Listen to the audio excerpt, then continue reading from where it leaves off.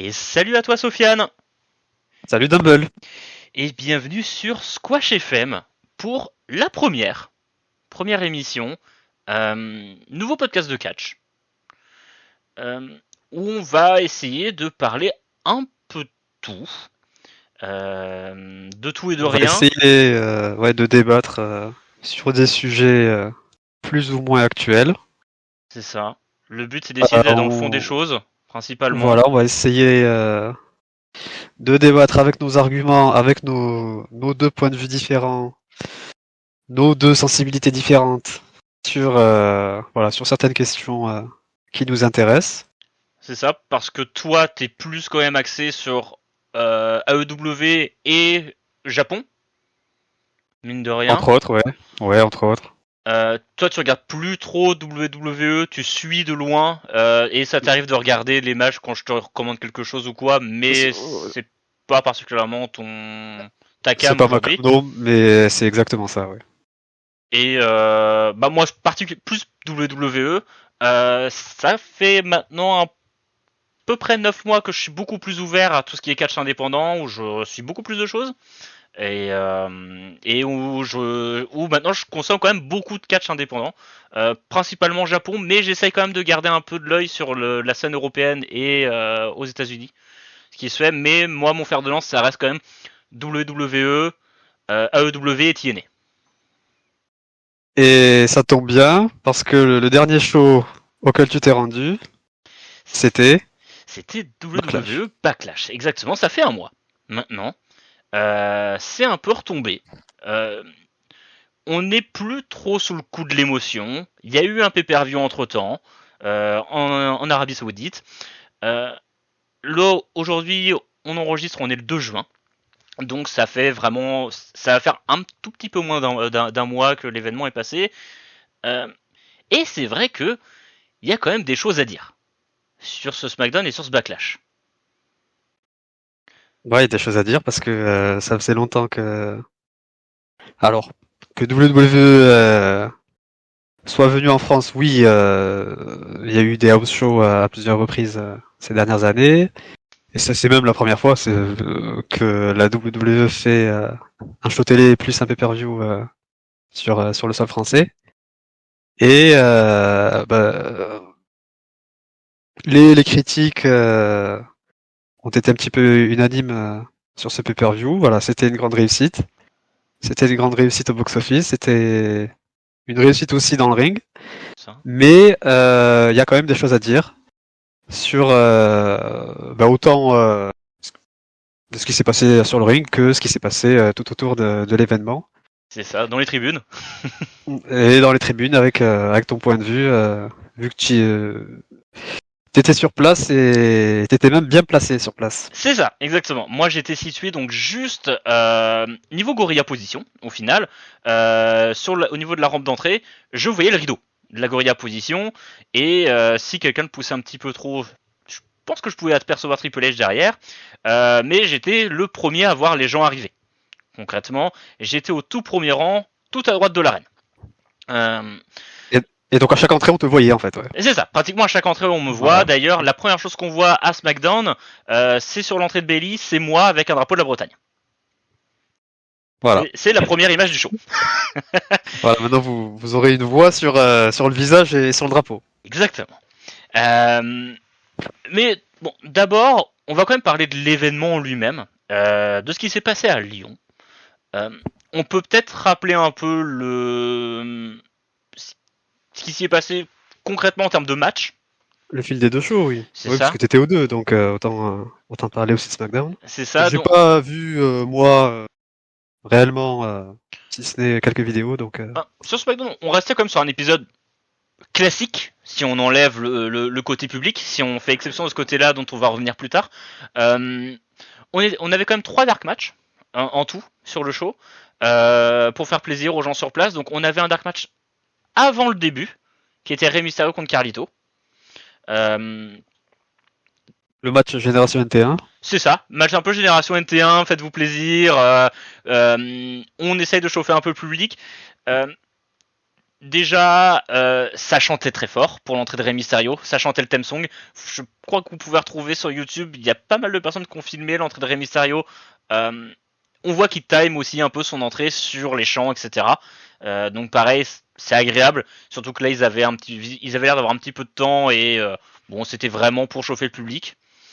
Sur le reste du show, bah, ça fait toujours bizarre de vivre ces moments-là sur place où effectivement on a des coupures pub après une fois que le show commence.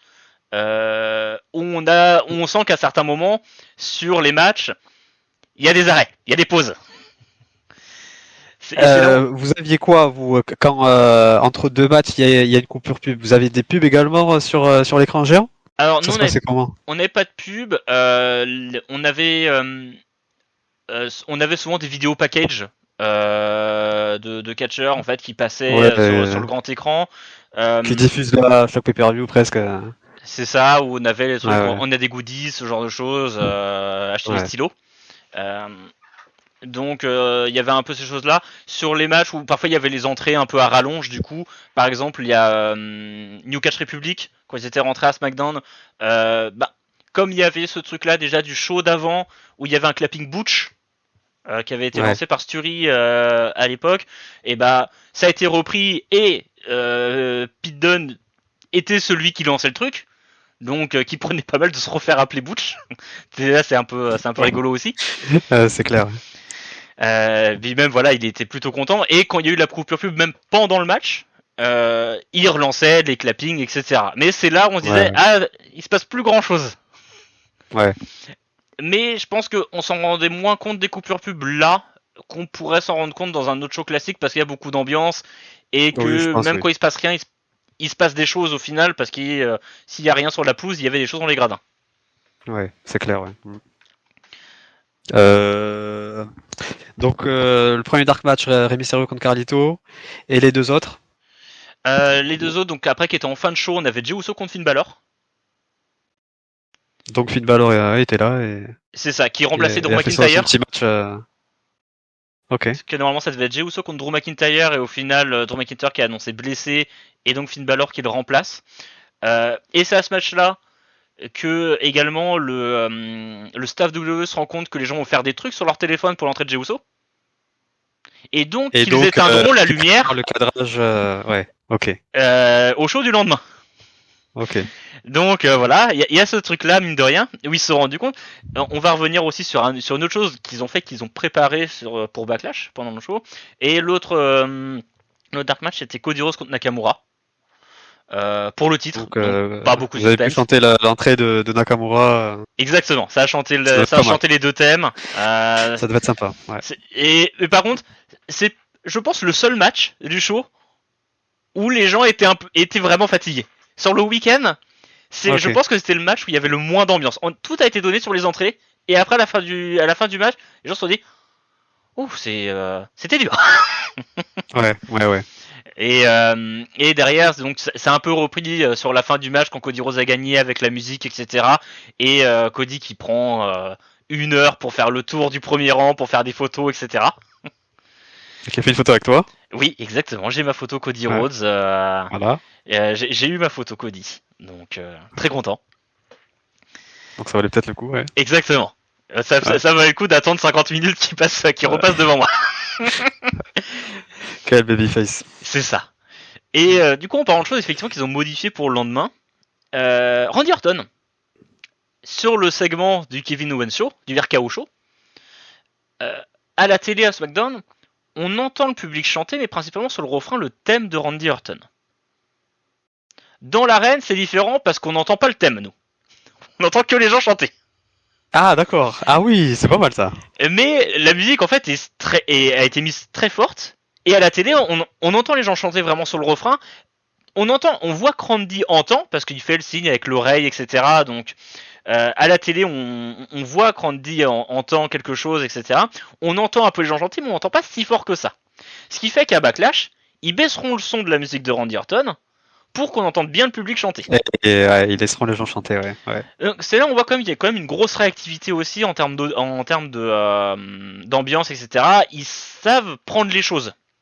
Et donc ça a servi pour le coup, hein, le fait d'avoir fait le weekly juste avant. C'est ça. Ils sont arrivés prêts pour ensuite voilà, Exactement. créer des moments qui resteront le lendemain, quoi. C'est ça, même tout simplement, truc tout bête, mais le 1, 2, simplement 2 et les chants simplement 2 qui a pu en gaver certains, je le consens. On en reparlera ça. On Après. en reparlera, mais qui, je pense, a modifié le scénario du triple threat féminin du lendemain. Ouais. Où je pense que cette succession de tombées qu'on a pendant Backlash est fait exprès pour faire chanter les gens. Ouais. Et c'est une bonne chose que tout le monde s'adapte un petit peu à ce qui se passe sur le Oui, ring, bien etc. sûr, ouais. Ça reste toujours intéressant. C'est l'essence même du coach, hein, de proposer ce que le public veut ou ce que le public veut pas. Enfin, voilà, de jouer avec leur réaction. Là, pour le coup, c'est ça. on peut difficilement faire mieux catch que ça. C'est ça. Et pareil, comme d'habitude, l'entrée de LA Knight qui est pas annoncée du tout pour le show. Pour créer cette pop organique de LA Knight. Ouais, c'est clair, ouais. Tout le monde se C'est, lève, j'imagine, ouais. mettons-lui un titre dessus, par pitié. Ouais. Mais c'est toujours, ça fait des grosses images. Pareil, dès qu'il y a des LA Knight qui arrivent, c'est pour ça. Le SmackDown était vraiment réussi. Ça a jamais décollé pour être un grand weekly. Mais c'est là qu'on a senti qu'on était devant quelque chose qui se passait. Ouais. Oui, c'est clair, ouais. On savait que le lendemain, il y allait avoir quelque chose. Alors je sais que certains ont pu avoir peur du lendemain, du show du lendemain, en disant les gens vont plus avoir de voix. Effectivement, je pense que même que tous ceux qui étaient sur place avaient peur de plus avoir de voix le lendemain. Ouais. Parce que ça a beaucoup hurlé et c'était très organique tout du long. Il n'y a pas vraiment eu de... on n'est pas non plus sur un stade de foot où il y a un capot qui va donner les chants, etc. Ça se coulissait plutôt naturellement au final. Chacun lance un chant et puis c'est repris. Ça se répandait vite, quoi. C'est ça. Et je pense que déjà dès ce SmackDown là, on se rend vite compte que effectivement il y a un truc, tout le monde est over. Les gens pendant l'entrée de Legado El Fantasma chantent le Legado comme c'était le cas à NXT avant. Alors qu'on l'entend plus ça depuis qu'ils sont montés dans le main roster. Depuis le main roster, ouais. Les gens chantaient le Legado. On l'entend d'ailleurs à la toute fin de l'entrée d'Angel. Mais vraiment, juste avant qu'il coupe la musique. Les seuls qui ont pas eu de réaction, c'est les Authors of Pain. Bon, voilà. Ça, malheureusement... C'est, on peut pas sauver tout le monde, hein. C'est ça. Au bout d'un moment, malheureusement, voilà, il y a des cas désespérés. Aaron Cross, mon ami, États-Unis ou France. C'est ça. Malheureusement, il n'est nulle part chez lui. Ouais. C'est clair. On peut noter aussi Paul Heyman sur SmackDown qui se fait couper la parole par le public, qui reprend le My Name is Paul Heyman et l'empêche de terminer. Ouais. Et on parle de Paul Heyman, qui avec toutes ses années d'expérience, etc., qui je pense a lui aussi ce côté où il marque un peu au final devant le public, où il a ce côté où ils sont forts, c'est con. Ouais, on voit pas ça tous les jours, ouais. C'est ça. Et c'est là où on peut revenir quand même sur un point. On est sur un public qui mourrait de faim.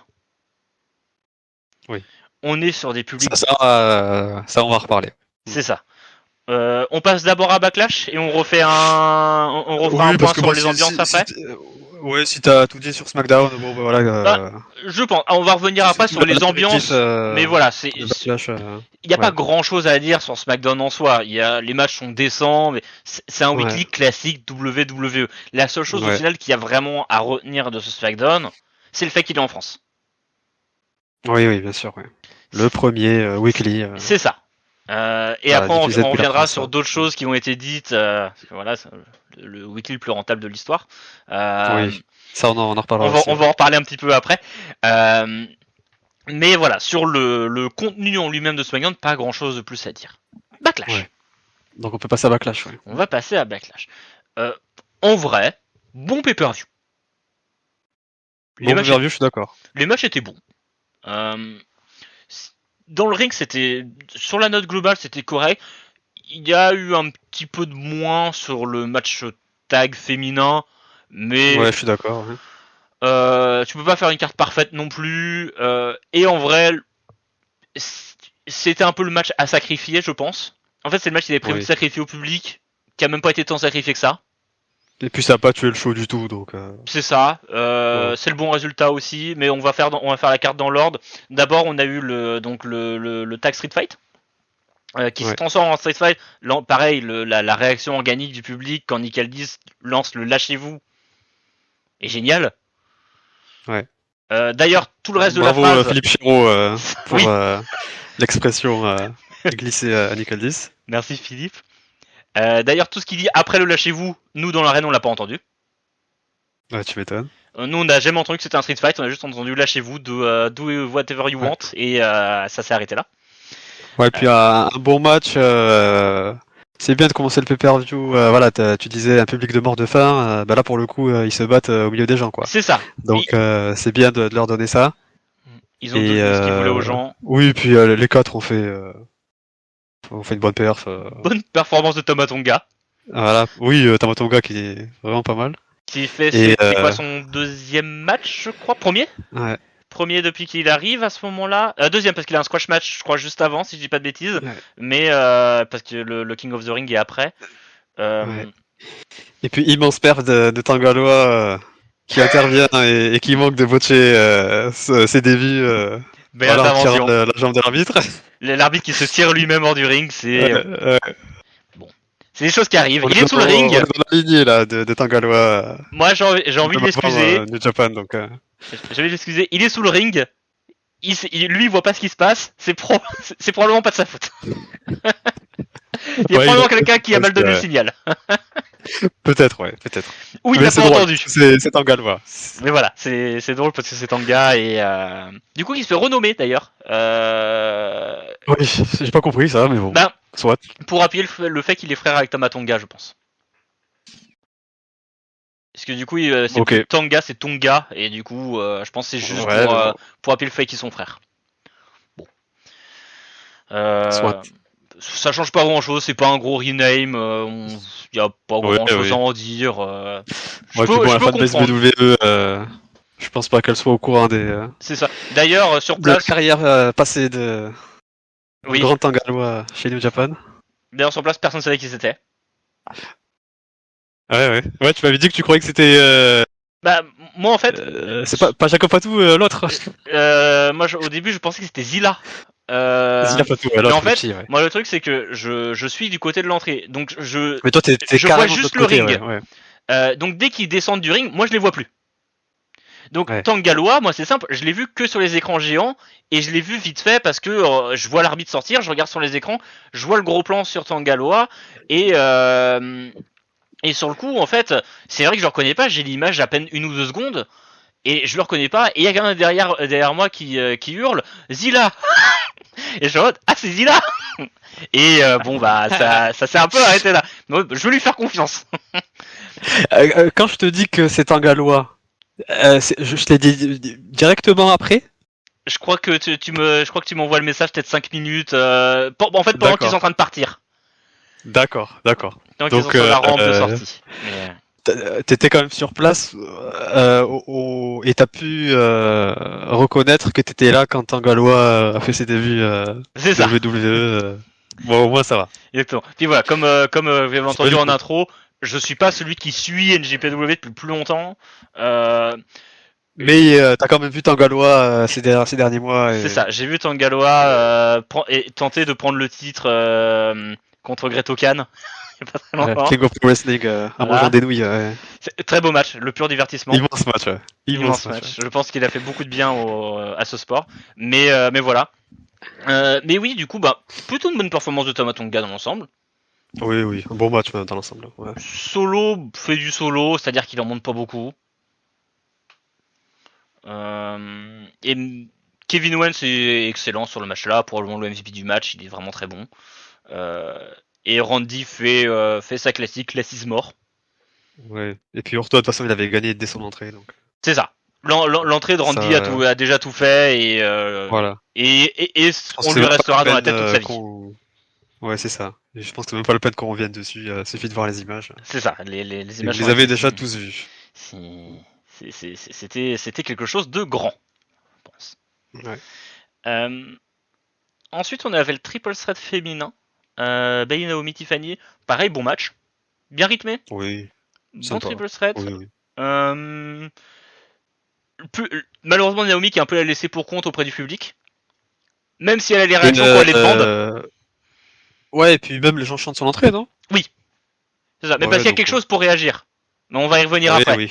Mais Oui, elle fait quelque chose pour qu'on réagisse. Donc les gens oui, oui. réagissent. Mais les gens Ça va faire étaient valoir, plus là quoi, pour dans Bailey le. et Tiffany Stratton. Ouais, oui, ça va faire valoir dans le trio, quoi. C'est ça. Celle qui doit prendre le pin, ouais. Et c'est ça. Sur le petit paquet, on finish un peu décevant, je pense. Même si, dans le storytelling du match, le petit paquet de fin est pas incohérent. Ouais, c'est pas un scandale. C'est ça. On a eu de la bonne action. euh, bon, bah, pendant pratiquement tout le match, elles n'ont essayé de faire que ça. Donc, sur le storytelling du match, c'est cohérent. On aurait bien aimé, je pense, une victoire clean de Bailey pour asseoir vite son règne en babyface. Mais bon, Ouais, ça reste un bon match. ouais, ouais. Et bon, Bailey est giga over en France. Oui, bah, forcément. Et elle fait partie des catcheuses qui ont beaucoup influé pour que le show soit en France aussi. Donc, enfin, qui a beaucoup milité en tout cas pour que ça se passe, Ouais, chez ouais. nous. Donc Donc elle a eu sa victoire à domicile. c'est ça. Elle a eu sa victoire à domicile. On a eu Bon, ensuite. oui, RS, hein, sinon, hein, donc C'est ça. on peut Pas enchaîner. grand chose à redire. C'était bien. Prise Tusso. Damien Prise contre Jey Uso. Euh, Bah, c'est peut-être le meilleur match de Jey Uso en solo. Tu sauras bien en parler que moi, parce que j'ai pas vraiment regardé les matchs de Jey Uso solo depuis que Ah, c'est un peu le. qu'il a été drafté. Donc, Disons que y a eu quelques bons matchs contre Gunther, on peut en parler, mais c'est dur à dire parce que Gunther sort des bons matchs avec tout le monde. Euh, Là, Jey Uso joue quand même dans ce match-là. On le voit, il participe, il est influent sur le déroulé du match. Pareil, l'ambiance aide aussi à ouais, embellir le forcément. match. Ouais. Forcément, Jey Uso est complètement over. C'est très facile pour lui de faire réagir le public. Et c'est un public demandeur. Donc, forcément, les choses se déroulent Avoir bien pour lui. une réaction comme ça, un accueil comme ça après le match de WrestleMania Oui, contre Jimmy, bon, c'est bien. Tant mieux pour lui. c'est ça. C'était pas gagné. Tant mieux pour lui. Ouais. Euh, Pareil pour Damon Priest qui fait un bon match. C'est, ils ont étonnamment une plutôt bonne alchimie, les deux, sur le ring. Après, c'est toujours pareil, on sent qu'on n'est pas sur deux génies du ring non plus. Oui, c'est clair, oui. C'est pas Danielson Omega. Mais on leur demande pas non plus de l'être. Pour le coup, donc dans leur catégorie, peut-être enfin, dans leur catégorie, ils font un bon match. Ouais, ça fait le café, quoi. C'est ça. Après, bon, pour élargir un petit peu, parce que bon, c'est un match pour le World Heavyweight Championship. Oui. Est-ce que c'était un match qui avait, comment dire, la stature d'un match de titre mondial, ou est-ce que on considère réellement que ce titre-là, c'est le titre 1.5, voire même 2, derrière le titre universel? Et est-ce que finalement ce titre-là, c'était pas depuis le départ le titre 1.5 ou 2, depuis qu'il a été créé? C'est un peu le cas parce que, bah, mine de rien, il a pas non plus l'histoire de l'autre titre. Parce que c'est dur de l'associer au titre World Heavyweight initial aussi. Oui, oui, oui. Forcément, on le ressort. Actuellement, c'est en plus un nouveau design, même s'il est très ressemblant au titre World Heavyweight original. Euh, mais ça reste un nouveau design. C'est un titre qui ressort depuis plus d'1 an maintenant. On a eu un règne de Rollins qui a un peu tiré en longueur. On aurait bien aimé voir Drew garder le titre ensuite. Le cash-in de Damien Priest fait sens. C'est ça. On peut pas en vouloir à Damien Priest, puis ça reste, je pense, une bonne décision aussi, globalement. Mais bon, forcément, on passe de Seth Rollins où le règne était peut-être un petit peu longuet à Damien Priest, qui en plus a pas forcément des challengers ultra convaincants. Et alors qu'on avait que les gens commençaient à saliver sur un règne de Drew. Bon, qui va sans doute arriver par la suite, mais c'est ça. Mais je finis avec Damien Priest, quoi. Drew est complètement over auprès des gens et forcément on manque un peu de babyface solide du côté de Raw pour mettre Damien Priest en valeur. Au final, ce qui est mis en valeur avec Damien Priest, c'est le Judgment Day et le scénario qu'il y a autour. Est-ce que effectivement on pourrait avoir un Finn Balor contre Damien Priest, ce genre de choses? On sent que c'est un peu ce qui est en train d'être construit peu à peu avec une dissension de Judgment Day ou en tout cas peut-être un découpage du clan. Ouais. Mais oui, le titre malheureusement est pas complètement mis en valeur. Ça fait très affiche un peu de upcarder. En fait, ça fait très affiche de match pour devenir challenger au titre. Oui. Ou de match pour le titre US. C'est ça. Titre US prestige quoi. Mais voilà. Et par exemple, c'est très dur de se dire que si on prend le règne de Gunther d'avant WrestleMania, c'est probablement un titre qui est beaucoup plus mis en valeur que World Heavyweight aujourd'hui. Bah oui. Et forcément, Sami Zayn a l'air bien plus fort qu'à Damien Priest. Et voilà, et c'est Sami Zayn en plus pour le coup qui prend la suite dans un super match à WrestleMania et ouais. C'est ça. Donc forcément, Damien Priest il a pas le beau rôle et il a un rôle un peu ingrat. Non, ouais, il a un peu un rôle à la con. Ouais. Je trouve qu'il tient quand même un peu la baraque. Dans ce qu'il fait, il le fait bien. Après, on peut ne pas aimer, mais c'est dur de lui reprocher grand chose aussi. Sur ces matchs, il fait le taf, mais voilà, c'est pas non plus. C'est pas un catcheur 5 étoiles. Ouais. Mais voilà, il méritait son règne, je pense, ne serait-ce que pour service rendu. Il a un peu ce rôle ingrat qui doit temporiser. Est-ce que ça va probablement être qu'un champion de transition? Malheureusement pour lui, très probablement.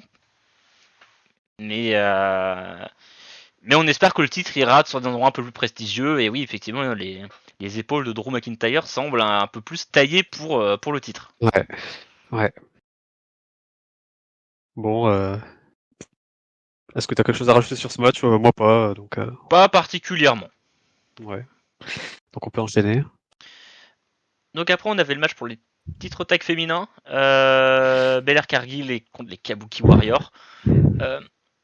Bon match dans l'ensemble, un match à qui on a laissé du temps. Des moments assez compliqués, l'arbitre qui casse un peu le rythme de tout le monde en engueulant, je sais plus qui, Asuka ou Kairi Sane, voilà, vous avez pas fait le tag, changez. C'est ça, pour au final pas faire le tag. Ouais, c'est ça, ça les a complètement déboussolés et pendant 3-4 minutes. C'était dur là, on a l'impression que tout le monde avait oublié ce qu'il faisait.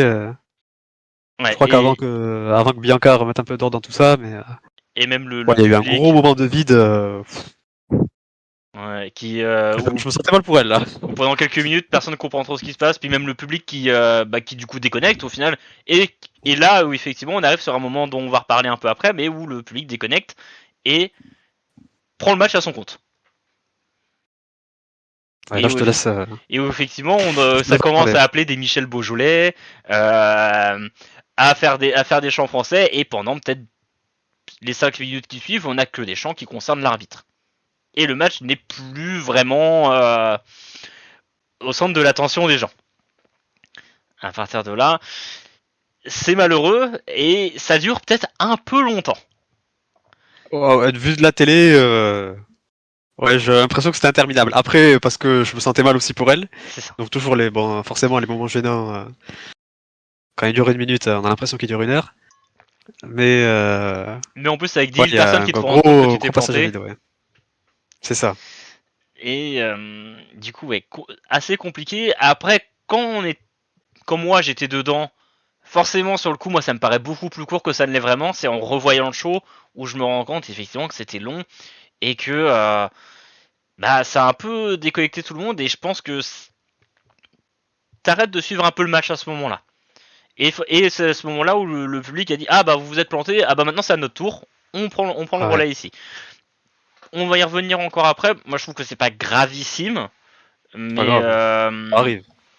mais voilà, c'est des choses qui arrivent. C'est surtout, je trouve que c'est un public qui a des excuses. Mais on va y revenir un peu plus tard.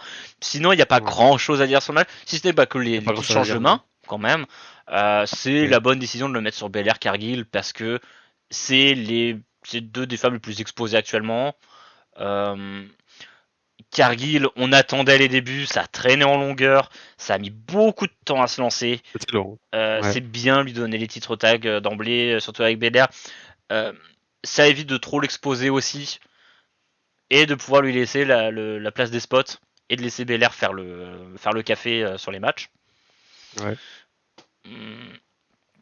C'est un peu dommage pour Damage Control qui est quand même un clan qui est assez intéressant, mais bon.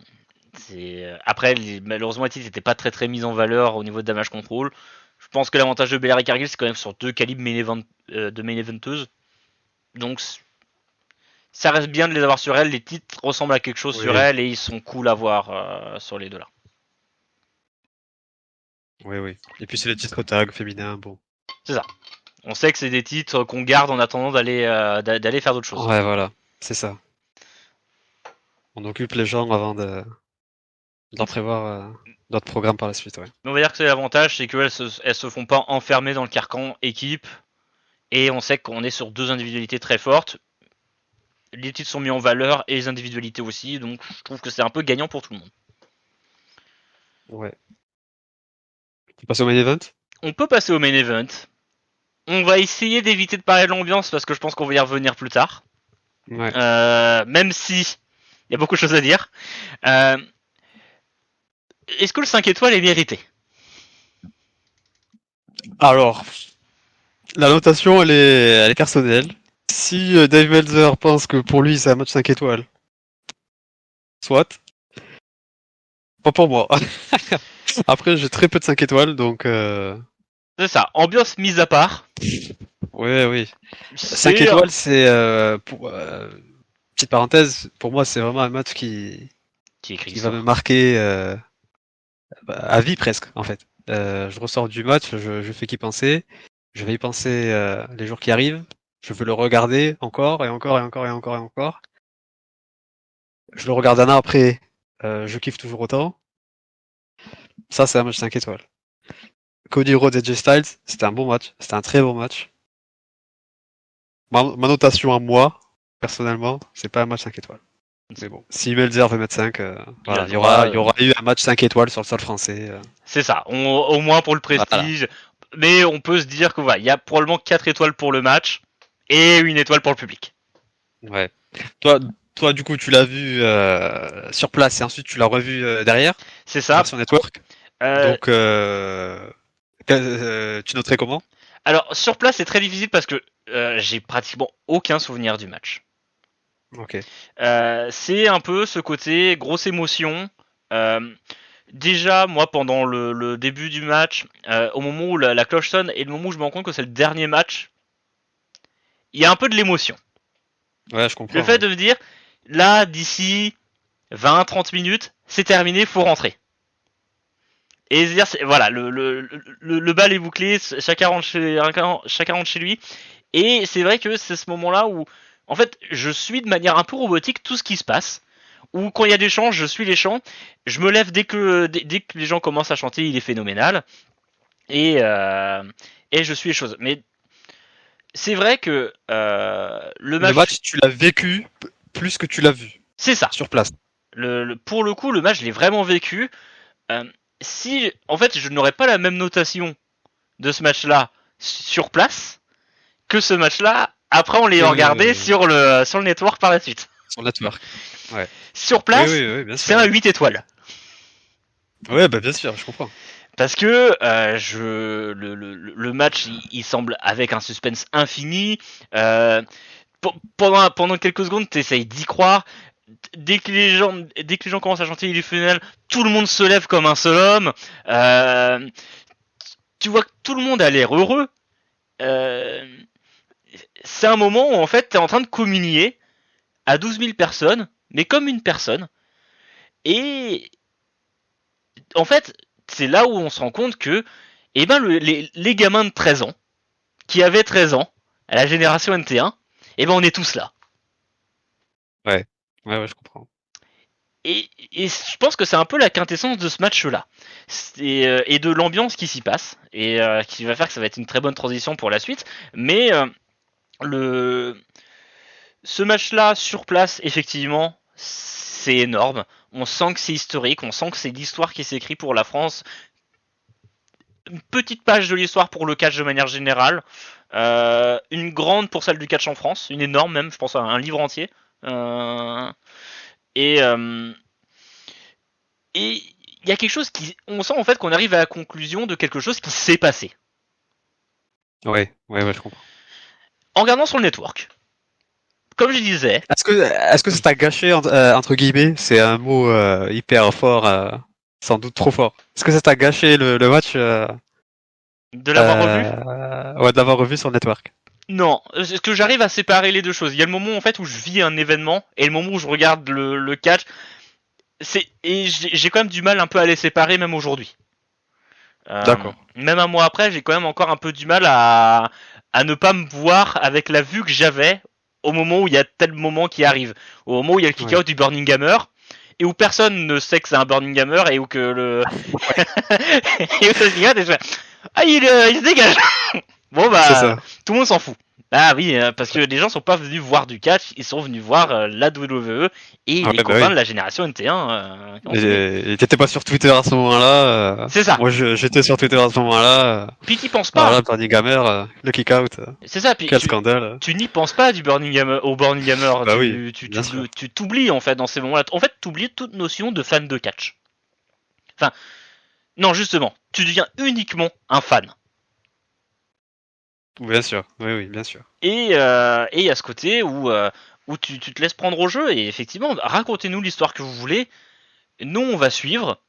C'est ça. Et on va peut-être déconnecter à un moment, voire à plusieurs. Parce que on se rend compte que c'est la fin aussi. Et ici, il faut définir un peu les deux shows pour qu'on passe probablement la seconde partie un peu de cette discussion. Au final, on arrive à un show sur ces 2 nuits où il s'est passé quand même quelque chose de grand. Pour la France, en tout cas. Pour les fans de catch français, oui. C'est historique. On peut le dire aussi. D'ailleurs, petit aparté, moi, quelque chose personnellement que j'ai apprécié, le samedi matin, je suis allé voir le show Bodyzoy featuring Rix, qui était à Lyon également ce week-end-là, qui était un show plutôt honnête, plutôt bien dans l'ensemble. L'ambiance du SmackDown s'est répercutée sur l'ambiance de ce show-là. Et pour ceux qui forcément. ont l'abonnement à Bodyzoy, ça coûte je crois à peine une quinzaine d'euros pour l'année. Si vous avez l'occasion d'aller voir le show, déjà juste pour le catch c'était bien. Et on voit que les gens sont encore dedans, ils sont dans l'ambiance alors que le show commence à 10h du matin. Oui, ils sont dans l'ambiance, dans le week-end Backlash. C'est ça. C'est une bulle. C'est ça, ouais. Ouais, exactement, ouais. Tout le monde est dans ce qui est bien, ce qui est très bien.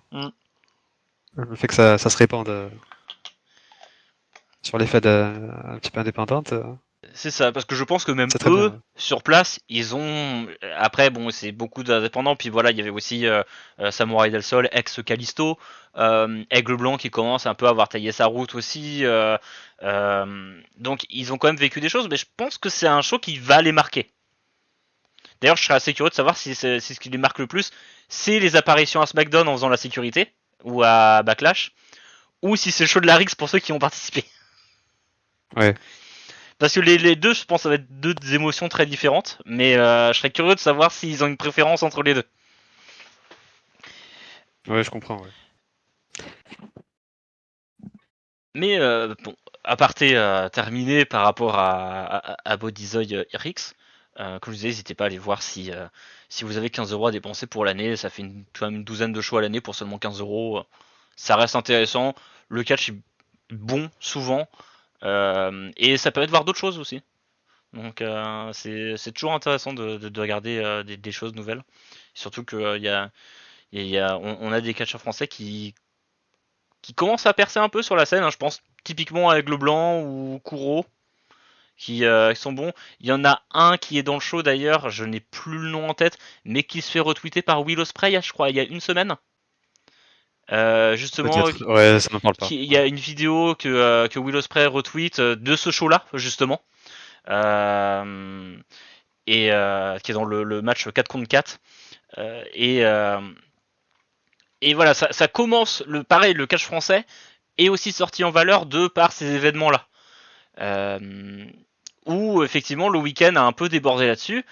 Et ben, il y a peut-être quelques regards qui vont se porter sur des talents français. Alors, je parle pas forcément de regards WWE, mais la scène en général, c'est regardé. On a des talents qui viennent de plus en plus en France aussi. Il y a pas très longtemps, Will Ospreay est venu en France. Ouais, Will Ospreay, Euh, Pentagone, Pentagone qui vient effectivement là dans quelques jours à qui va Bodyzoy. venir, ouais. Exactement. Il y a Isifui la semaine prochaine. Il y a Mousse de la TNA, le champion de la TNA qui vient. L'an dernier, je crois, ou il y a 2 ans, Swerve, entre deux dynamites, est venu faire un tour à Paris. Oui, voilà. Ouais. À Soleil, il y avait typiquement Kalisto, comme je vous disais. Ouais. Il y a Minoru Suzuki, Ouais. qui affrontait avec le blanc il y a de ça quelques temps. Donc, la France, ça commence à exister. Je pense que c'est important de les soutenir. Et Backlash, je pense que je me trompe pas en disant que ça va beaucoup aider. Ça va beaucoup aider dans la mesure où les promoteurs voient que, bon, même si c'est pour WWE, pour la marque WWE, voient que il y a des gens qui sont prêts à mettre des très grosses sommes pour venir regarder du catch. C'est ça. Qui a une fanbase qui est capable de mettre de l'argent. Exactement. Très bonne transition. Parce qu'on va pouvoir parler un petit peu des prix. Et un peu des points négatifs qui ont été portés un peu par ce backlash. Déjà, on peut parler effectivement des prix. Parce que. Alors toi, t'étais en... Alors, c'est pas le ringside, mais t'étais quand même au premier rang au Ça. niveau de la rampe d'entrée. Ouais. Alors j'étais même en catégorie 1, très exactement. Ouais. Je crois que mon prix de place était 360 euros, quelque chose comme ça. Dans ces entours-là. À savoir que sur la même rangée que moi, il y a des personnes qui ont payé leur place 500 euros. Donc, 500 euros, ouais, pour être premier rang au niveau de la rampe d'entrée. Donc, si on est un petit peu plus dans le cadre de la télé et de la hardcam, c'est ça. Tu payes la hardcam 150 euros de plus. ouais, voilà. Et plus t'es proche Et ils étaient ça peut plus. vite monter à 700, 800, 900 euros. C'est ça. Et on parle même Très de facilement. personnes qui étaient plus éloignées que moi de la rampe d'entrée. Du coup. Ok. Donc, Mais qui était côté en face de l'hardcam, ouais. c'est ça. Mais plus loin que toi. Qui était côté hardcam, en Ok. fait, qui était sur le début des gradins, en fait, quand ça commence à monter. Ok. Donc, Ok, ouais, je vois. donc les gens, en fait, à partir de là, c'était vraiment le premier rang. Donc, ils commençaient à être en face de la hardcam, mais ils étaient assez loin au final du tunnel d'entrée. Et je pense même que vu que tous ceux qui étaient devant eux se levaient, donc tous ceux qui étaient en ringside se levaient, je Oui. pense même qu'ils ne voyaient pas les entrées. Ouais. Et voilà, c'est quand même des gens qui ont payé leur place près de 500 euros, je crois. Il y avait des places à plus de 1000 euros pour les premiers rangs Oui. autour du ring. Ouais. On est quand même sur, on va pas se mentir, c'est un peu du foutage de gueule. C'est des prix exorbitants.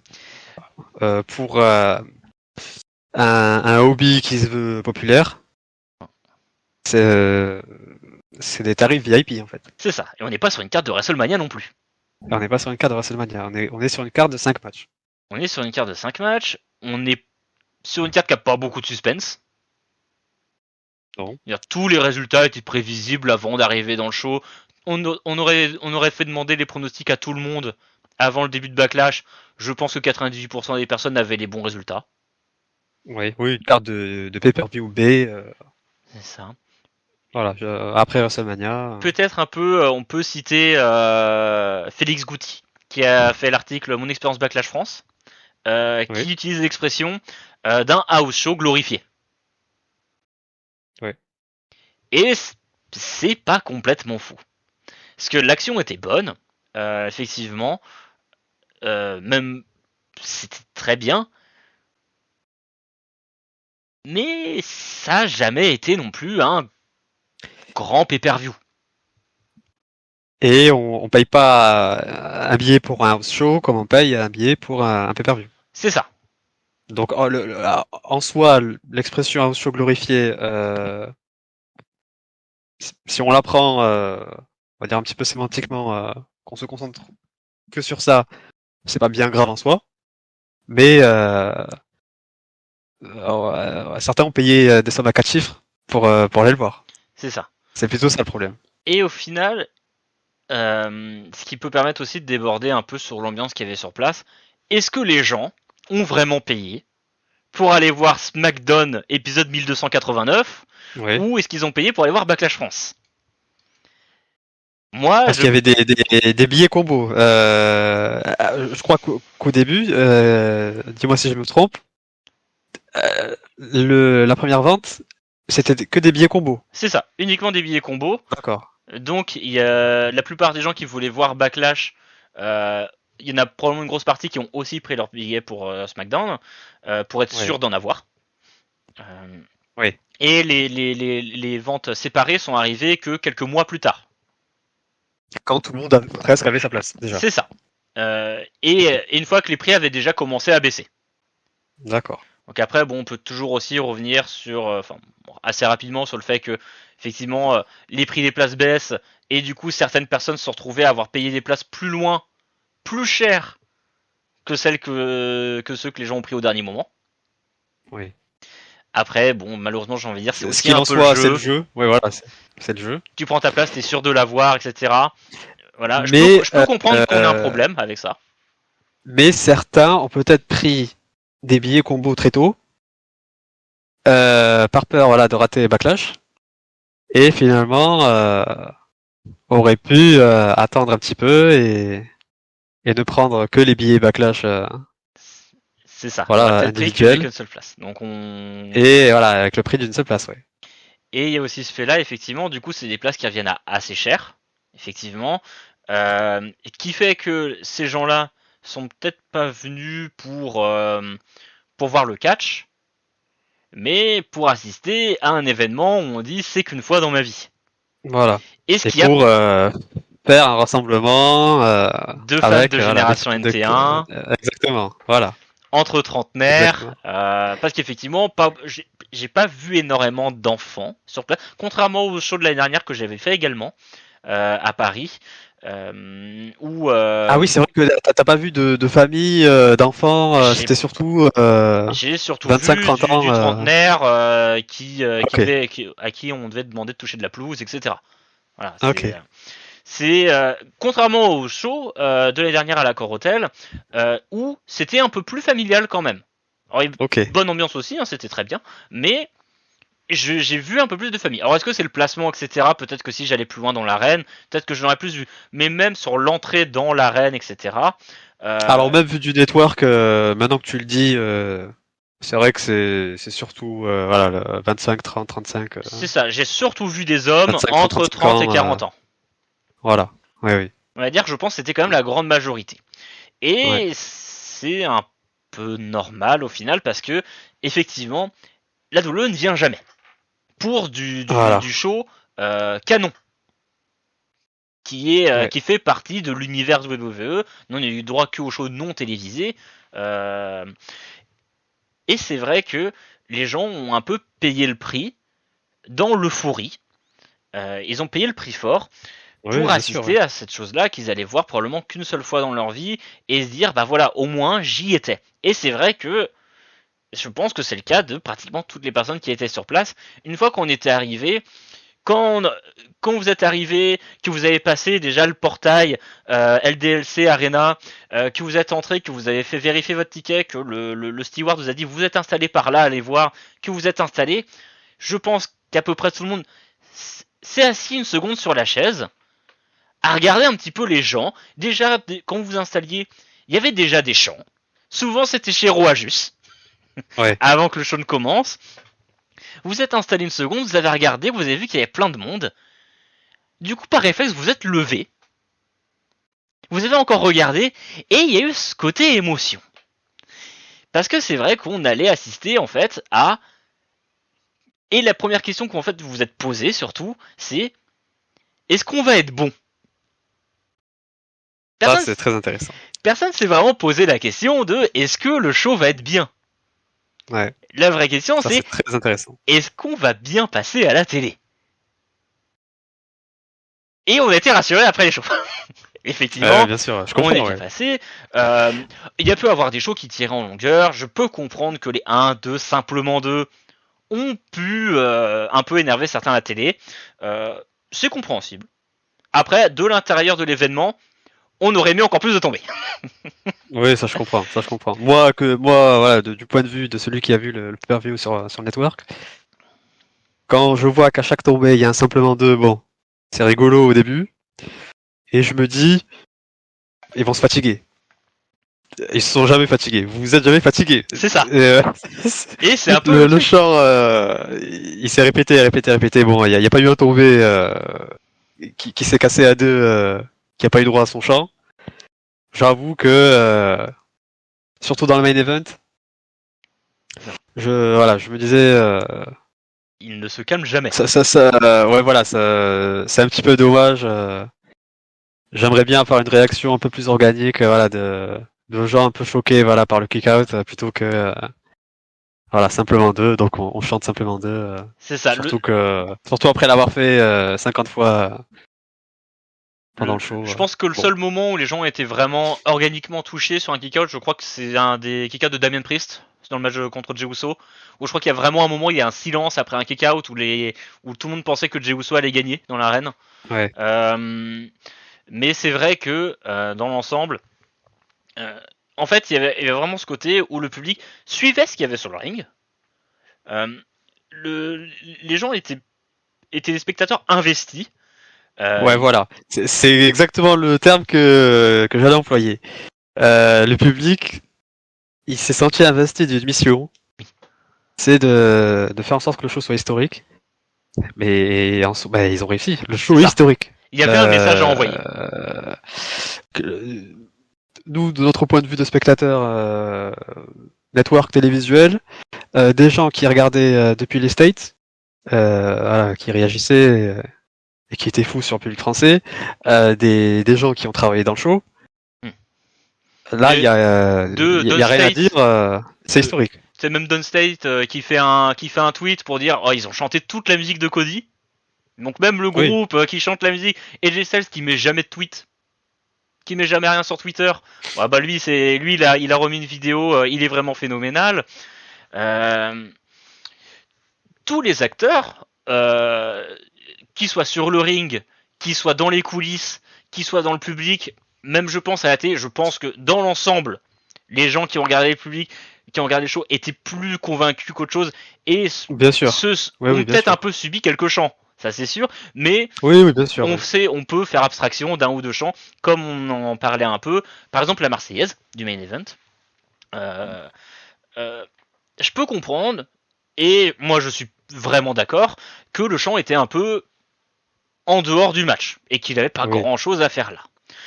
Mais, comme je le disais, les gens savaient qu'ils arrivaient sur le dernier match, savaient qu'ils arrivaient sur la fin de leur expérience. Et je pense qu'il y a eu un côté très émotion où ça s'est lancé.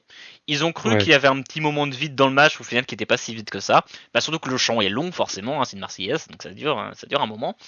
Je crois qu'il y a eu des tombées pendant la Marseillaise. C'est ça, il y a eu des tombées pendant la Marseillaise, il y a eu des moves aussi qui étaient pas mal, et auxquels les gens n'ont pas réagi. Et puis on était vraiment au milieu du match. C'est pas comme si c'était au tout début du match, où je pense que ça aurait été encore un peu plus excusable. Au tout début du match, au moment où il se passe pas grand chose, tu le commences avec une Marseillaise, bon voilà, on la chante, tout le monde se rasseoir. Je peux comprendre voilà, qu'il y avait cette émotion de la chanter. Mais c'est bien que voilà, tu soulèves le point du fait que le show finit bientôt et donc voilà, le rêve va bientôt se terminer et tu veux donner un dernier coup de collier. C'est ça. En fait, c'est un très bon point ça, de quelqu'un voilà, qui était sur place. Je pense un point de vue que moi j'avais pas, tu vois. Je pense qu'il y avait vraiment un côté bulle interne dans ce show où il y avait un peu un accord tacite entre toutes les personnes qui y étaient, de se dire, on a envie de...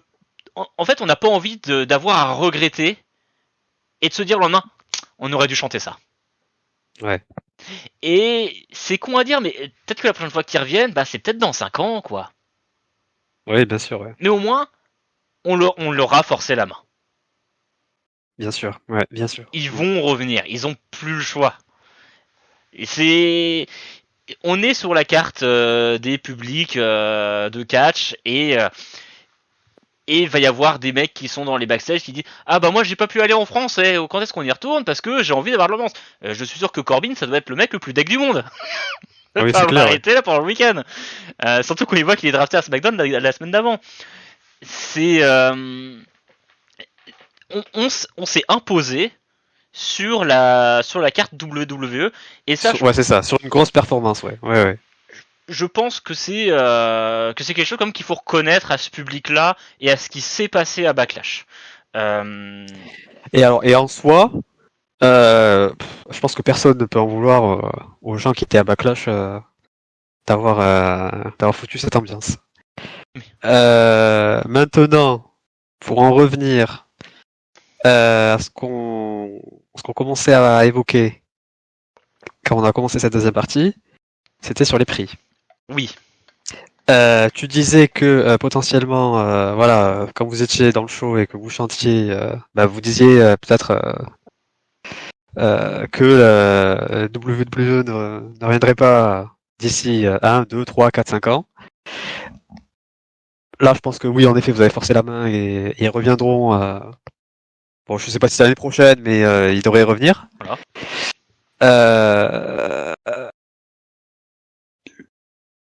C'était cher d'aller à Backlash cette année. Oui.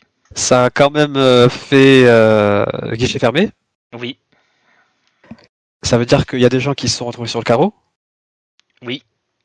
Qui ont regardé le show depuis chez eux et qui vont se dire la prochaine fois, c'est obligé, il faut que j'y sois. C'est ça. Stade. Les 11 000, 12 000 personnes qui y étaient le mois dernier, elles ont vécu un moment incroyable. Quand WWE va revenir, elles vont se dire c'est obligé, il faut que j'y sois. Il faut que je revienne. Oui. Ça veut dire que je dis vous parce que je suis pas fan de WWE, je suis spectateur vraiment ponctuel. Vous allez pas payer moins cher vos billets la prochaine fois. Non, surtout. Étant donné que la demande, elle va augmenter après un show comme ça. Surtout si on se pose la question, surtout si on part du principe que un des commentaires qui a été fait après le show sur la conférence de presse c'était stade point d'interrogation. Oui. Voilà. Il y a. Oui. Mais d'ailleurs, je pense même toi de ton côté, qui est effectivement pas particulièrement un fan de WWE, t'as quand même regardé Backlash parce que France, etc. Si ils refont un show en France, est-ce que tu vas peut-être quand même, alors bon, toi, te connaissant, peut-être pas sur les gros prix, mais je pense que tu vas quand même peut-être regarder le prix des places. J'ai pas de problème d'argent, ça va. Je suis allé à Wembley l'an dernier, donc oui, mais t'aurais peut-être pas payé. C'est-à-dire, t'aurais pas pris une place à 1500 balles premier rang pour aller voir de la WWE, toi de ton côté. Non. Et 1500 balles nulle part. Voilà. Mais ni chez All Japan, ni chez CMLL. Mais disons, autant je pense que t'aurais dit non, j'ai pas particulièrement une grosse envie d'y aller. Par contre, je pense que là, du coup, après avoir vu ce show-là, le prochain, il y a quand même un œil curieux, je pense qu'il va regarder le prix des places, et dire, peut-être. Il y a un œil curieux. Oui, il y a un œil curieux. Ça dépend aussi de l'endroit où c'est fait. Oui. Et ça va dépendre évidemment des prix. C'est ça. Mais moi, je me fais pas d'illusions. Euh, Ils se sont gargarisés pendant le show. Ils ont envoyé Philippe Chéreau dire que le SmackDown de la veille était le SmackDown le plus rentable de l'histoire des arènes, c'est ça? C'est ça, le show le plus rentable en termes d'arène, Ouais, le plus d'argent dépensé, enfin la plus grosse recette. voilà, Non voilà. plus. Et que le Backlash était le Backlash le plus rentable de tous les temps également. C'est ça, en arène fermée, En arène sans fermée, compter ouais. les stades. Ok. En sachant que c'était pas la Ok. plus grande arène. Sachant que c'était pas la plus longue arène. Donc, c'est dire le prix moyen des Ça. billets En voilà, comptant pour aussi Backlash. plusieurs autres choses, dont on avait lu dans l'article dont on parlait tout à l'heure, je vais le reciter, De Félix Gucci. de Face Goutti exactement, euh, où il n'y a pas eu de publicité nationale pour le show, même en ville, sur Lyon, moi qui y étais, et il le dit également dans l'article, c'est vrai que, à part, je crois, un moment dans le tram de Lyon, j'ai vu une affiche à un moment, mais c'était même pas l'événement du week-end, quoi. Et Christophe a juste raconté que BFM Lyon allait passer à côté du sujet. Oui. Sauf qu'ils ont un fan de catch dans la rédaction voilà, qui a fait le Qui pressing voulait pour faire le pouvoir couvrir truc. le show et du C'est coup ils en ça. ont parlé. Et malgré le fait que, voilà, au final, la publicité passait quasi uniquement par les réseaux sociaux et WWE, Donc ça a avec très peu rempli. d'argent marketing dépensé. C'est ça. La France n'a pas payé la WWE pour qu'ils viennent. Ou la Reine, Lyon, etc. En général, c'est plutôt ce que la WWE fait, c'est que ils font pas vraiment des appels d'offres, mais voilà, souvent pour avoir des pay-per-view, il faut quand même mettre de l'argent sur la table et dire bon bah je vous paye tant et vous venez chez nous. Ouais. On voit par exemple le maire de Londres qui essaye de négocier des WrestleMania chez eux et que c'est par exemple une promesse d'élection, De campagne, ouais. une promesse de campagne. Donc, quand même, voilà, mine de rien, on voit aussi l'importance qu'a la WWE. Mais en France, pas grand chose. Et on a quand même rempli l'arène. La WWE, ils ont sorti 3,5 millions de dollars, je crois, du week-end. Il me semble que c'est ce qui est noté dans l'article. Euh, et du coup, euh, bah, on a quand même, si on prend un peu de recul, on a quand même un peu l'impression de, bah, on s'est un peu foutu de notre gueule. On nous a quand même, on nous a pas proposé deux cartes fantastiques. On s'est un peu contenté entre guillemets du strict minimum côté Voilà, c'est ça. WWE. Ouais. WWE a fait pas grand chose, a proposé pas grand chose, et elle ressort Giga gagnante. ouais, giga gagnante sur tous les points. C'est ça. Financièrement, évidemment, En termes d'image, en termes d'image. ils ont des trucs à montrer pour des années à Ils ont des venir. images exactement incroyables. Qui vont pouvoir sortir. Ils ont des trucs qui vont être repris. L'entrée de Jey Uso, là où il y a déjà eu une tentative d'être faite dans en NBA à un moment, Ouais, qui vont ouais. même refaire eux dans leur show tout le temps maintenant, qui vont essayer de lancer, qui vont essayer de lancer le public à faire ça. Ouais. Encore Randy Orton arrêtera sa carrière, voilà, dans les documentaires qui retraceront sa carrière. C'est ça. Puis Bon, maintenant il y aura son entrée de Backlash. puis maintenant les gens essayent de chanter le thème de Randy. Mine de rien Ouais. aussi, c'est tout con, mais c'est là. Ça a peut-être même un peu réécrit les storylines en cours pour Edge Styles, je pense, parce qu'il mentionne encore dans les weekly l'ambiance à Lyon. Ouais. Alors qu'on est à 3 mois, on est à 1 mois de l'événement, c'est pas courant. Ouais. Et le fait qu'effectivement la storyline en cours d'Edge Styles, elle se base peut-être un peu sur ce qui s'est passé à Lyon et sur le fait que bah voilà, les gens l'aiment bien. Donc il y a ce côté-là, en fait, ce côté un peu pervers de la chose où il faut se réjouir de ce qui s'est passé. Il faut apprécier l'événement qu'on a eu et le fait qu'on va on va y avoir le droit encore. C'est sûr. Ouais, il faut dire que c'est une réussite. C'est une réussite. Ça, il n'y a pas C'est grand historique. débat à avoir là-dessus.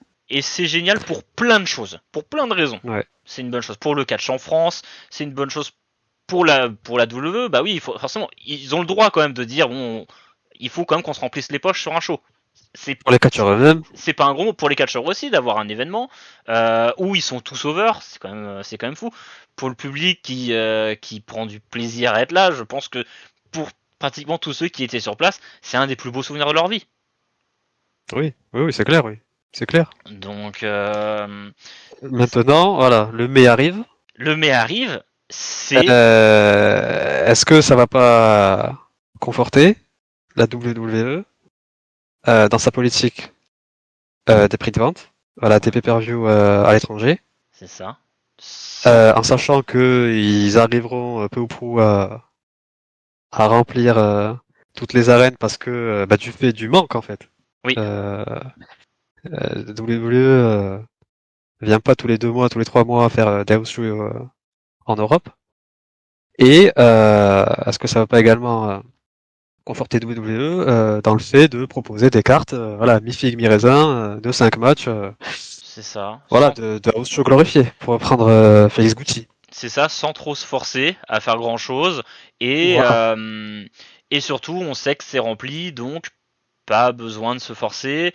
On envoie de toute façon, on peut envoyer n'importe qui, ils seront contents de les voir. Si on est une star locale en plus, bon bah vas-y, tant mieux, ça le fera sortir du placard pour un match en solo. Ludwig Kaiser qui va très probablement avoir son match contre Sheamus en Allemagne, par Oui, exemple. oui, oui. Et ça va avoir ce Ou côté un les peu... mecs de low card qui sont susceptibles voilà, d'être le sujet qui va être de repoussé. mèmes, voilà, comme Pete Dunne, comme Corbin. Ça. Piper Niven qui va avoir un match pour le titre contre Bailey en Écosse.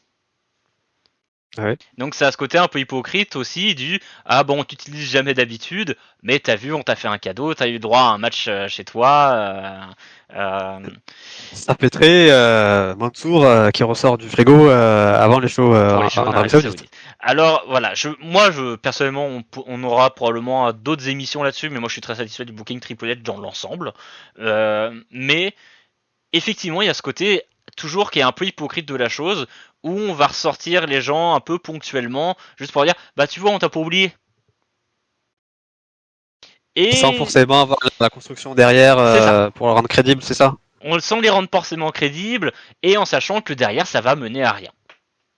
Piper Niven, elle va aller contre Bailey, elle va perdre contre Bailey parce que pareil le show en Écosse, à part le match de Drew McIntyre, tous les autres matchs ils sont pas importants. Ouais.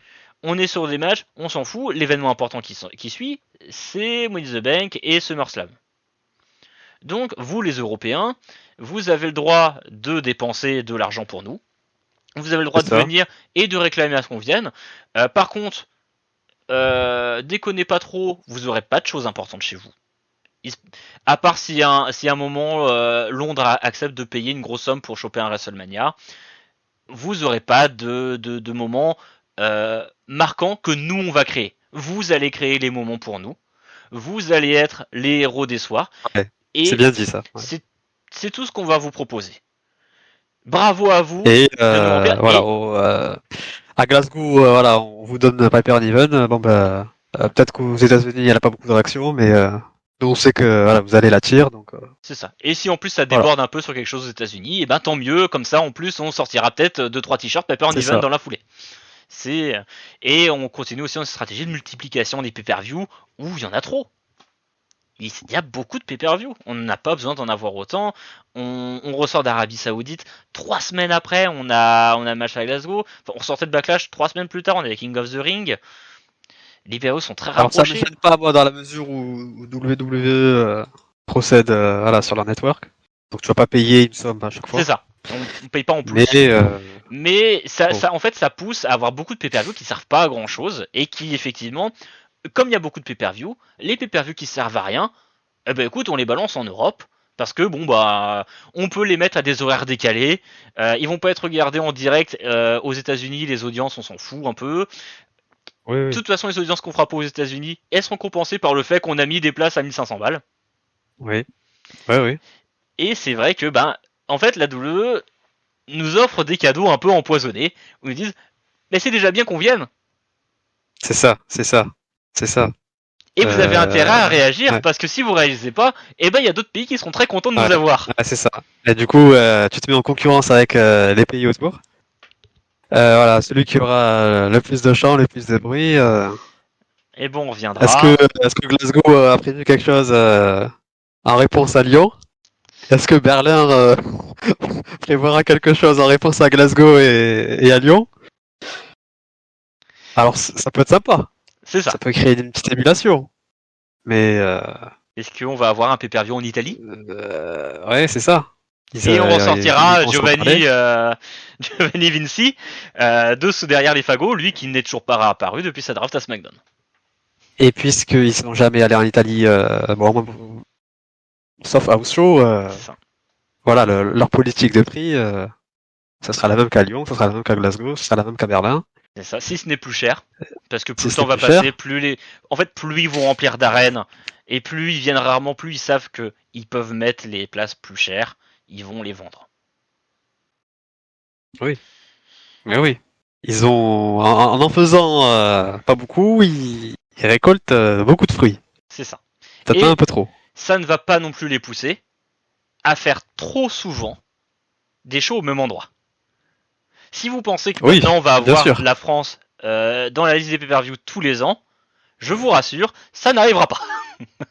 Ouais, bien sûr. Ouais. Vous n'aurez pas besoin de dépenser 700 € tous les ans pour prendre une place au milieu des tribunes.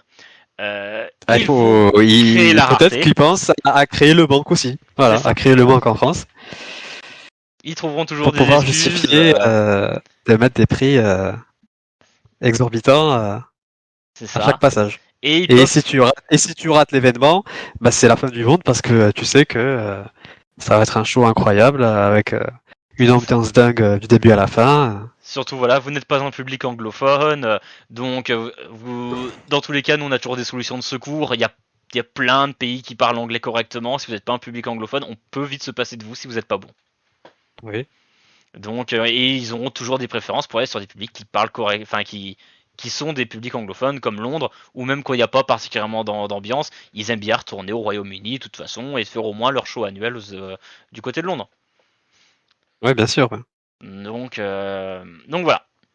C'est un peu ce côté un peu pervers de ce show à Backlash qui va être une pierre historique dans le catch français et sur plein de choses qui se déroulent à ce niveau-là, mais qui a aussi sa part d'ombre malheureusement et qui conforte la WWE sur des choses que on aimerait peut-être pas forcément revoir. Ouais.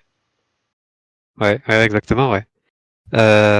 Pour faire le petit parallèle avec AEW là, qui était venu à Wembley l'année dernière et qui va revenir à Wembley cette année.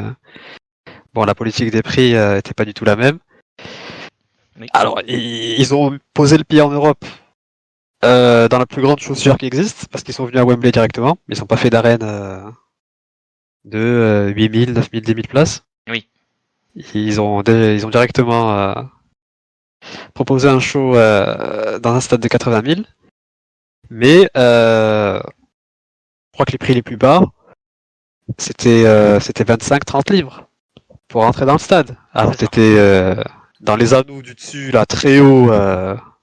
Wembley, c'est un stade immense. En plus, là, on enregistre le lendemain de la finale de la Ligue des Champions qui était à Wembley, donc peut-être que vous avez encore les images de Wembley dans la tête. Mais voilà, pour rentrer dans le stade, c'est pas si cher. C'est vraiment pas si cher. Non, c'est ça. Puis on regardait même Ouais. des prix de place pour aller au prochain, même en étant bien placé, pas très loin du ring, on est sur des prix qui sont chers mais raisonnables. Oui. On est sur les Alors, alentours de 600 livres. C'est AEW, c'est la promotion numéro 2. Forcément, ce serait suicidaire de pratiquer une politique de prix plus chère que le leader, Ça. sachant que tu as une image moins importante que le leader qui est leader, enfin du moins qui est là depuis 40 ans et qui est leader tout seul depuis 20. Mais on sait aussi Mais que voilà, c'est un point de comparaison. c'est ça. Puis on sait aussi que la WWE va sortir une carte de 8-9 matchs. Même 10. Oui, peut-être même 10, avec peut-être un Anarchy Indie Arena, avec des stars locales aussi, parce que mine de rien, ils ont quelques Européens dans le roster. Et avec le mode de pensée de se dire on va mettre tout le monde sur la carte. C'est Quitte à ça. mettre quitte à faire des 3 contre 3, voilà, des 5 contre 5, Et on veut mettre avec, le maximum de monde sur la carte. un Voilà, comparé aspect. au show à Backlash où t'as 5 matchs et Voilà, il y a quoi? Il y a un tag team match, un three-way, et après le reste c'est des matchs solo. C'est ça. De Il y mémoire. a 2 matchs tag, 2 matchs solo Tag, et un oui, triple les threat. féminins. Donc oui, effectivement, on arrive à T'as moins de monde mobilisé. C'est ça. Et à ce côté aussi avec AEW où tu sais que voilà la qualité dans le ring elle sera présente. Euh, tu sais que ça va se donner énormément sur ces shows-là. Alors on peut critiquer parfois la longueur des shows AEW. Moi souvent c'est mon cas. Moi j'ai souvent tendance à les trouver un peu longs et parfois durs à assimiler parce que c'est long. Mais il y a aussi ce côté avec la AEW où ils ont aussi cette stratégie où souvent l'endroit où les choses se passent c'est dans les pay-per-view. Donc on sait qu'en allant à Wembley, on va voir des changements de titre, très probablement. Il va y avoir des choses importantes qui vont s'y passer, parce que AEW a aussi sa stratégie de garder des choses importantes dans les pay-per-view. Oui, un PPW, en principe, voilà, 7 à 8 fois sur 10, on sort content en général. C'est ça. Il y a quand même toujours des choses qui s'y passent. On aura vu du bon catch, on aura probablement vu un ou deux moments, et on en aura eu pour son argent, parce que le show aura duré peut-être entre 4 et 5 heures, et ben, mine de rien, le prix de sa place est rapidement rentabilisé aussi, quand on voit des Danielson, des Ospreay, ou tout ce genre de catcheurs. En plus, après, oui, voilà, forcément, c'est... Oui, voilà, bien sûr. C'est pas forcément non plus pour faire comparatif qualité AEW, WWE, c'est simplement... c'est des stratégies différentes. Voir, voilà, exactement. Essayer de voir un petit peu comment les deux entreprises... C'est ça. On a une WWE qui essaye quand même d'envahir par le nombre au niveau des pay-per-view et qui propose des choses tout le temps, mais du coup rendant les pay-per-view un peu moins intéressants. Mais en même temps, on peut les voir gratuitement sur le network si on paye l'abonnement, etc. Donc, il n'y a pas besoin de repayer un 25 € supplémentaire pour pouvoir assister au show. C'est ça. Alors qu'AEW, bon ben là on commence à être dans la stratégie d'inonder l'année de pay-per-view. On est toujours dans le modèle d'acheter le pay-per-view, voilà, pour le regarder. 25 $. 25 $ pour les fans hors États-Unis, parce que les Américains ils payent 50 $. Ah oui. 50 $ par mois, ça fait beaucoup. Ou presque, ça fait beaucoup à l'année. Le fait que la multiplication des pay-per-view AEW a pas fait baisser la durée moyenne du pay-per-view. C'est ça. En sorte de Double or Nothing, ça a duré même plus longtemps qu'un pay-per-view de base, ça a duré 4h30. De mémoire, il n'y a pas eu de pay-per-view AEW avant ça qui dépassait les 4 heures. Là, on a encore un petit peu plus... Enfin, on en fait déborder le vase, quoi. Et il y a Forbidden Door qui arrive là en juin. C'est ça. Et bon, comme tu as des gens qui payent le prix fort régulièrement, forcément, tu peux pas te permettre de les décevoir parce que bah, ça va remettre en question l'achat du celui qui suivra.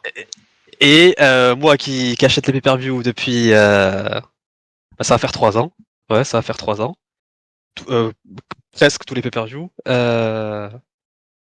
Ça me ferait chier de payer 25 $ pour un pay-per-view de 3 heures avec 5 matchs. C'est ça. Donc je me suis habitué à une certaine durée et à un certain nombre de matchs. Donc c'est des problèmes différents. C'est ça. Autant sur la qualité, en fait, si on suit le show, par exemple Backlash sur le network, il y a pas grand chose à redire. Par contre, pour ceux qui sont allés sur place et qui ont payé des places au prix fort pour assister à un show de 5 matchs, il n'y a pas eu beaucoup de plaintes pour ça. Parce que il y a vraiment ce côté, on a assisté à un événement de notre vie, cette réunion en fait de Génération NT1, etc. Par contre, il est très probable qu'effectivement, si la WWE met la France dans son cycle et qu'elle revient peut-être tous les 3-4 ans en France, les gens vont finir par se entendre aussi, et les gens vont peut-être finir par déserter aussi un peu. Déserter, ce sera peut-être un grand mot, mais à peut-être y réfléchir à 2 fois avant de prendre une place. Parce qu'il y aura moins ce côté événement aussi. Ce qui joue en faveur de WWE de ne pas forcément revenir. C'est ça, et de créer la rareté. Voilà, dès janvier, faire un Rumble au Vélodrome. Exactement. Qui serait incroyable, là, pour le coup. Oui. Je paye. prenez mes 1500 balles. Mais je réfléchis. Je vais pas dire que je paye parce que je vais passer toute l'émission à faire le mec tempéré Donc je vais pas trahir mon personnage encore là. Mais on peut discuter. Et là, je pense qu'on a fait le tour du sujet, globalement. Euh, Je pense aussi. Avant de se quitter, ce que je vous inviterai à faire, pour ceux qui nous ont écoutés, ce sera peut-être de nous suivre sur nos réseaux. Donc, on a... Alors, est-ce que tu peux redonner ton pseudo, s'il te plaît? Alors, Backdrop Driver tiré du 8. Moi, de mon côté, ce sera Double J avec un tiret du bas juste avant le J. Donc tiré du 8 également. Tiret du 8 également. Et le compte du podcast, Squash FM. Donc avec 2 tirets du 8 entre Squash et FM. N'hésitez pas à le suivre, c'est là qu'on mettra principalement les informations de quand va sortir le nouveau podcast. Là on va aussi les répertorier, on les mettra peut-être moins sur nos comptes perso. Et n'hésitez pas surtout à réagir sur ce compte-là si vous avez des choses à nous recommander, que ce soit potentiellement des sujets ou juste des choses, par exemple, c'est le premier là qu'on tourne, donc peut-être des choses qu'on fait mal aussi, ou peut-être aussi des choses qu'on fait bien, n'hésitez pas à nous faire des retours là-dessus. Ce sera intéressant de savoir les choses où on peut s'améliorer, les choses qu'on fait déjà bien et qu'il faudrait qu'on garde. Donc n'hésitez pas à nous suivre là-dessus. D'autres contenus vont probablement sortir prochainement.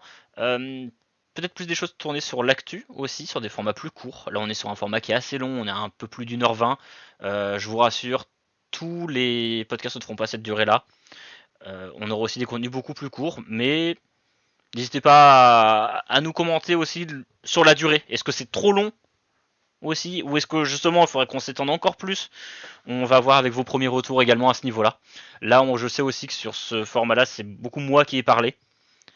En même temps, c'était un sujet c'est normal. Où j'étais sur place. Sur place. Il y aura des sujets où vous entendrez plus Sofiane, je vous rassure. Surtout qu'on va se diriger du côté du Japon et peut-être aussi sur la EW, où tu es bien plus présent. Mais c'est vrai que voilà, sur celui-ci, vous aurez beaucoup plus entendu ma voix, mais prochainement, on se dirigera sur le terrain de chasse de Sofiane. Alors, juste pour finir, une idée qui me vient comme ça. On s'appelle Squash FM. Un squash très récent à recommander. Isaiah Cassidy contre Rouge. Oui. C'était chez AEW il y a de ça une dizaine de jours. Ça dure 5-6 minutes. Voilà, ça c'est un squash. Ça c'est du catch. Ça c'est du business bien fait. Ça c'est des gens qui savent où ils veulent aller et comment y aller. Un vrai squash. Et ça c'est voilà, un squash. Je te laisse la parole. Et ça c'est un squash recommandé, Squash FM. Je vous remercie. Exactement. Et je vous dis à la prochaine.